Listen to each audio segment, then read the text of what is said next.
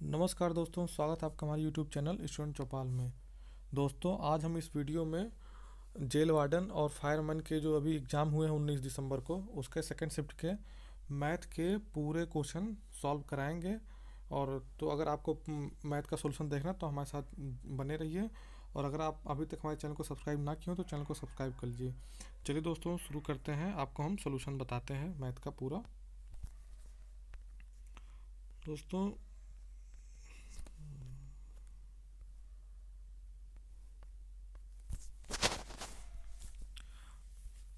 दोस्तों ये देखिए सेक्शन 3 न्यूमेरिकल एबिलिटी से देखिए पहला प्रश्न आया था, निम्नलिखित में से कौन एक अपरिमेय संख्या है।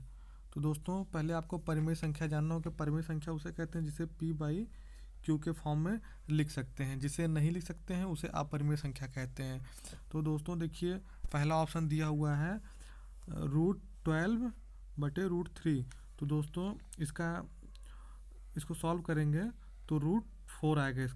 इसको √4 आएगा, इसको 2 लिख सकते हैं। तो 2/1 ये परिमेय संख्या हो गया।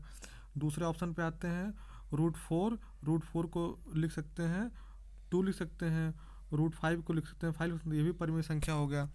अब आते हैं ऑप्शन नंबर सी पे, √20 और बटे √4। तो इसको दोस्तों इसको सॉल्व करेंगे तो इसका आंसर √5 आएगा। दोस्तों एक ये हो गया। अब ये नीचे देखिए दोस्तों, √63 डिवाइड बाई √28। तो दोस्तों इसको भी सॉल्व करेंगे तो इसको √60 को लिख सकते हैं 7/9 डिवाइड बाई 7/4। तो ये दोस्तों 7 कट जाएगा, √9 का हो जाएगा 3 हो जाएगा और √4 का हो जाएगा 2 हो जाएगा। तो इसको भी 7p/q के फॉर्म में लिख सकते हैं। तो दोस्तों इसका आपका सही आंसर होगा ऑप्शन नंबर सी। चलिए दोस्तों नेक्स्ट क्वेश्चन की तरफ चलते हैं। एक ट्रेन एक खड़े हुए व्यक्ति को 15.3 सेकेंड में पार करती है और यह 196 मीटर लंबे एक पुल को 43.3 सेकेंड में पार करती है। तो ट्रेन की गति क्या होगी। दोस्तों यहाँ पे देखिए ट्रेन 2 बार पार कर रही है। एक व्यक्ति को पार करी, एक बार एक लंबे पुल को पार करिए। तो दोस्तों अगर आप लोगों ने मैथ पढ़ा होगा तो आपको पता होगा कि जब कोई ट्रेन किसी व्यक्ति या किसी खंभे को पार करती है तो वो अपनी लंबाई को ही पार करती है। तो यहाँ पे एक बार आप स्पीड यहाँ से निकाल लीजिए। तो ट्रेन देखिए, ट्रेन की मान लीजिए अगर लंबाई x है तो x/15.3 ये ट्रेन की स्पीड हो गई, इक्वल टू x प्लस 96। ये मतलब x ट्रेन की लंबाई है और ये पुल को पार कर रही है। ये कितने देर में पार कर रही है, 43.3 सेकेंड में पार कर रही है। देखिए यहाँ से पॉइंट कट गया। अब दोस्तों इसको सॉल्व करेंगे तो आ जाएगा x इक्वल टू, वो आ जाएगा आपका, आ जाएगा x जो आएगा वो ट्रेन की लंबाई आ जाएगी, ट्रेन की लेंथ आ जाएगी। ठीक है, और उसके बाद किसी भी उसमें वैल्यू पुट कर देंगे। तो वैल्यू पुट करेंगे दोस्तों इसका आएगा, इसका आंसर आ रहा है 7 मीटर पर सेकेंड आ रहा है। चलिए दोस्तों 78 क्वेश्चन देखिए। यदि m को गुणा, d को विभाजन, a को योग और s को घटाव के संकेत में करते हैं तो ये व्यंजन का आपको मान बताना था दोस्तों। तो इसको दोस्तों आप सिंपल से लिख दीजिए 25 s मतलब सब्ट्रैक्शन माइनस 72 d मतलब डिवीजन कर दीजिए, 12 a मतलब एडिशन ऐड कर दीजिए, 1/6। तो दोस्तों देखिए ये 6 हो गया और 12×6 = 72, ये भी 6 हो गया। तो ये प्लस में है, ये माइनस में है, तो ये पूरा कट गया और इसका आंसर आ जाएगा 25 आंसर आ जाएगा।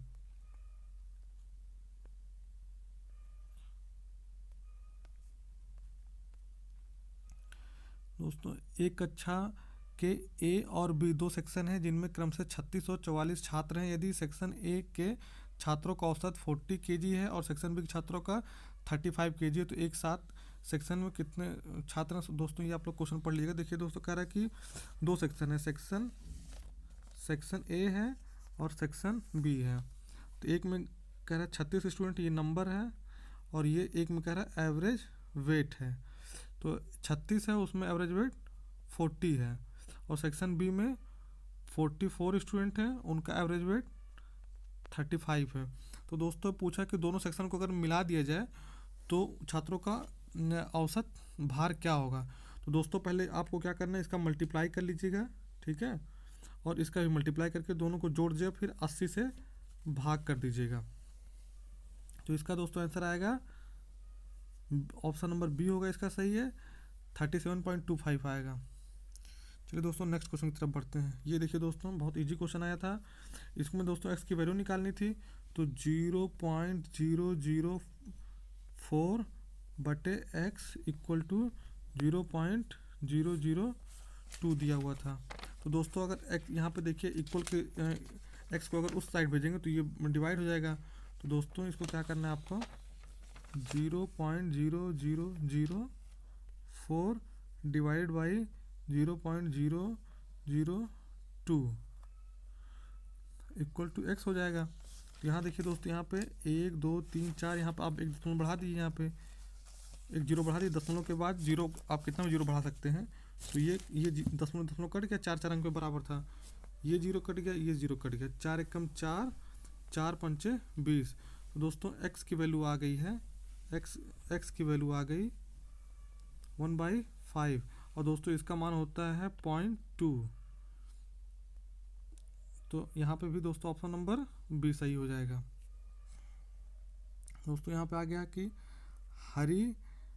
हरी ने वार्षिक ब्याज 10% की दर से एक निश्चित राशि एक्स का निवेश किया। यदि निवेश राशि ब्याज साधारण ब्याज है और 4 साल के अंत में कुल इतना प्राप्त होता है। तो दोस्तों इसमें कुछ नहीं करना है, हम आप अगर ब्याज का साधारण ब्याज का प्रश्न सॉल्व किए होंगे तो आपको पता होगा कि साधारण ब्याज 100% पे साधारण ब्याज निकालते हैं।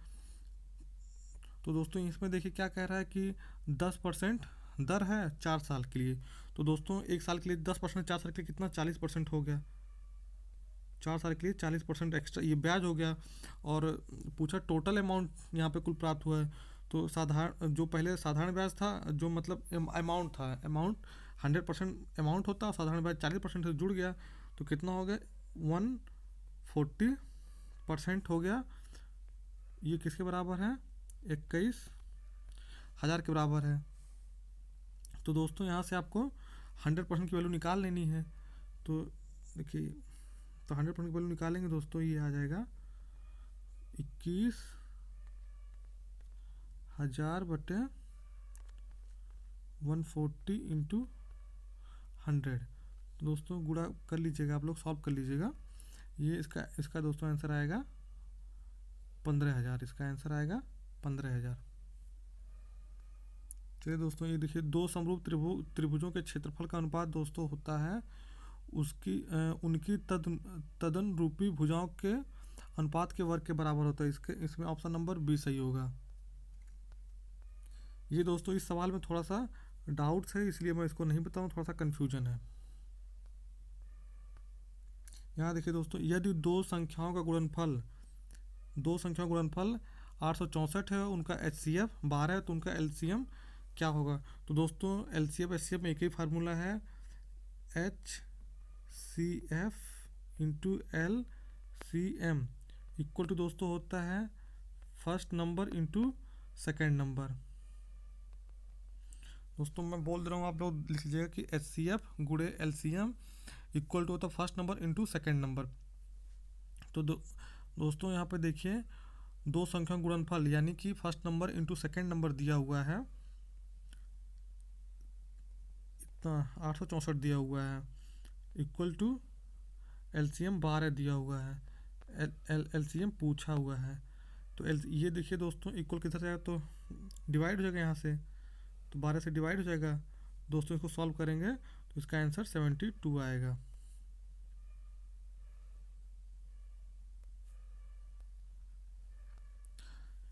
क्वेश्चन नंबर 85 देखिए, एक उम्मीदवार को किसी चुनाव में 57% वोट मिले और दूसरे उम्मीदवार को 6,524 वोटों से हरा देता है। यदि वहाँ केवल 2 उम्मीदवार हैं तो हारे हुए उम्मीदवार को कितने % वोट मिले। दोस्तों अगर एक उम्मीदवार को मान लीजिए 57% वोट मिले तो दूसरे को 43% वोट मिलेगा। अब देखिए दोस्तों दोनों के बीच में कितना का गैप है, तो 14 का गैप है। तो यहाँ पे अगर 14% की वैल्यू दिया हुआ है, यहाँ देखिए 14% की वैल्यू दिया हुआ है, 14% की वैल्यू दे दिया है, 6524 वोट दिया हुआ है। तो दोस्तों आपको पूछा कि हारे हुए उम्मीदवार को कितने परसेंट वोट मिले, तो हारे हुए उम्मीदवार को 43% वोट मिले थे। तो यहाँ से आप 43% की वैल्यू निकाल लीजिए, 43% की वैल्यू निकाल लीजिए, तो हो जाएगा 6524, 43% की वैल्यू निकालनी है आपको, तो 6524/14 कर लीजिएगा। तो दोस्तों इसको सॉल्व करेंगे आप, तो ये आ जाएगा 466 आ जाएगा, और 466 गुणे 43 करेंगे तो 20,038, ये आपका ऑप्शन नंबर बी आ जाएगा, ऑप्शन नंबर बी है। ठीक ठीक दोस्तों, तो दोस्तों बस इतना ही, मैथ में बस इतने ही क्वेश्चन आए थे, और जो क्वेश्चन थे कुछ क्वेश्चन थे वो रीजनिंग वाले पोर्शन में आए थे। तो दोस्तों अगर आपको ये वीडियो अच्छी लगी हो तो हमारे चैनल को सब्सक्राइब कर लीजिए और वीडियो को ज़्यादा ज़्यादा शेयर करिए। अगर आपको रीजनिंग के सॉल्यूशन चाहिए तो हमें कमेंट करके बताएं। चलिए दोस्तों मिलते हैं नेक्स्ट वीडियो में, तब तक के लिए धन्यवाद।